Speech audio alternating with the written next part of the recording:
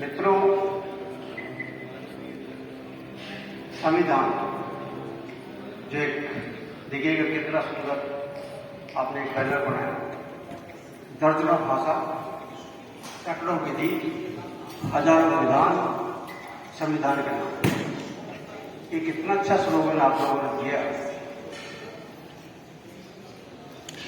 किसी भी देश का संविधान उस देश का लीगल डॉक्यूमेंट, लीगल दस्तावेज कहलाता है।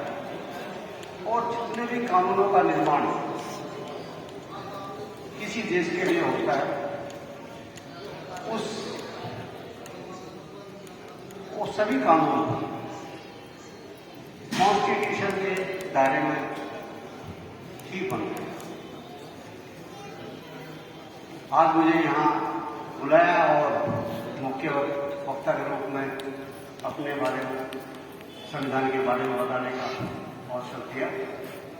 अभी हमारे वक्ता ने भारत के संविधान की प्रस्तावना पढ़ी कि हम भारत के लोग भारत को एक संपूर्ण, अद्भुत, संपन्न, समाजवादी, पंचनिरपेक्ष, लोकतंत्रात्मक गणराज्य बनाने के लिए तथा उसके समस्त नागरिकों को सामाजिक, आर्थिक और राजनीतिक न्याय, विचार, अभिव्यक्ति, विश्वास, धर्म और उपासना की स्वतंत्रता, प्रतिष्ठा और अवसर की क्षमता प्राप्त करने के लिए तथा उन सब में व्यक्ति की गरिमा और राष्ट्र की एकता और अखंडता सुनिश्चित करने वाली बंधुता बढ़ाने के लिए दृढ़ संकल्प होकर अपनी इस संविधान सभा में आज तारीख 26 नवंबर 1949 ईस्वी को मिति मार्कशीट शुक्ला सप्तमी संवत 2006 में करने को एतद द्वारा इस संविधान को अंगीकृत, अधिनियमित और आत्मसात करते। जितने पार्ट हमारे संविधान के हैं उसके एक एक शब्द को पूरे संविधान में विस्तृत व्याख्या की। मैं संविधान के थोड़े से आपको बताऊंगा कि जो इतना बड़ा संविधान है, दुनिया का सबसे बड़ा लिखित संविधान है और सबसे बड़ा लिखित संविधान ही नहीं है, ये सबसे दुनिया का सुंदर संविधान है।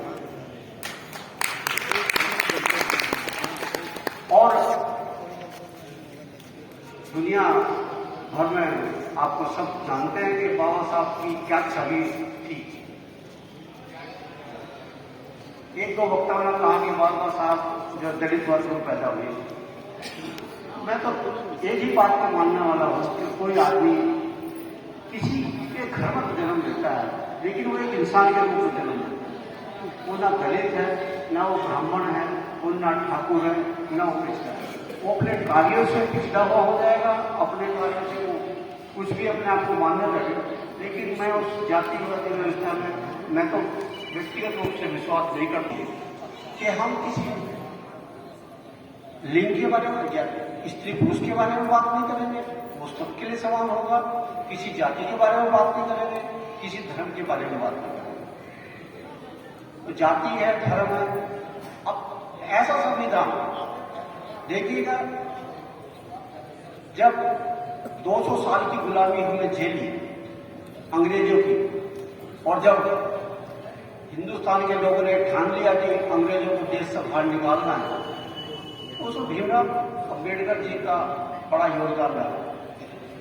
तो कोई कैसे कहेगा साहब वो दलित थे और उनको तो अलग दृष्टि से देखा जाता है। आज मैं तो ये नहीं मानता कि कोई हिंदुस्तान का ऐसा आदमी वो किसी भी स्वर्ण वर्ग से हो, किसी वर्ग से हो, जो कहता हो कि साहब मैं बोलता तो हूं भीमराव जी के बारे में, लेकिन मानता ऐसा कोई नहीं है। क्योंकि अगर मैं हाईकोर्ट में जज बना तो मैं इसी संविधान के लिए,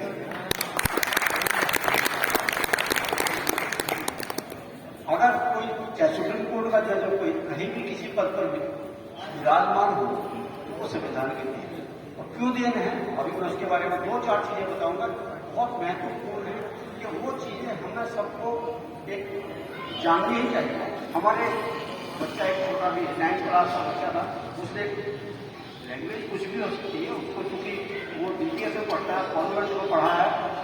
अगर मुझे ये बात इंग्लिश में जरा बोल रही हो, थोड़ा तो बहुत अच्छे ढंग से बोल पाऊंगा, क्योंकि एक टॉनअप हो जाता है आपकी